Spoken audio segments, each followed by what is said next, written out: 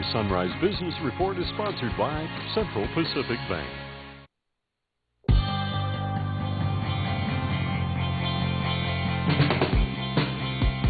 Welcome back to Sunrise at 6:17. Hawaii isn't exactly known as a major railroad state, but a Hawaii company has what you could call a homeland security contract with Amtrak.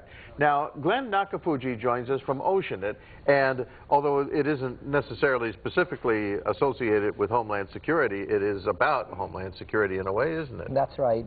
This program is designed to look at national infrastructure for Amtrak, and what we're looking at is the safety and security aspects around the country.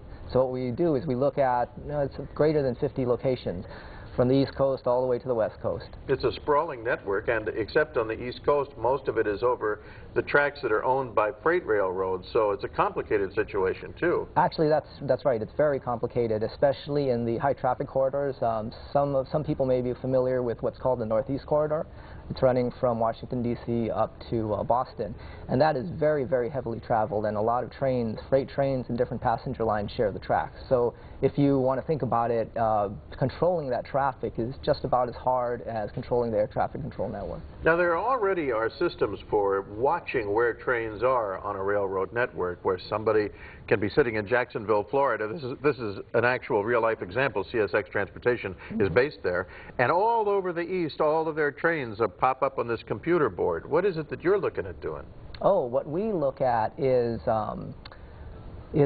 part of that picture. What we're looking at, say in the case of train control, is we're looking at all the ways that this control system could fail, and natural ways and other ways, and we try to manage the risk of that. So in our work, we send teams out nationally. They look at the different sites, including control centers, and we try to assess where the weak points are and what needs to be fixed. And what we come up with actually directs spending for fixes.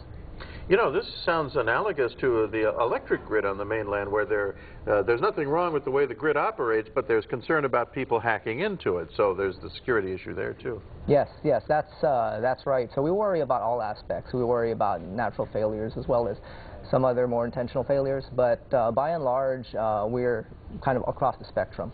How much is this contract worth to you so far? This is about $50 million. Very nice. And the work is being done, I assume, not only in Honolulu, but partly here in Oahu, yes?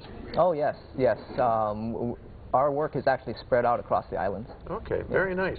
Well, I appreciate you coming in for the update. I always like to remind you that we have a tech industry here. It's 19 past the hour, so let's go to Taizo. Thanks a lot, Howard.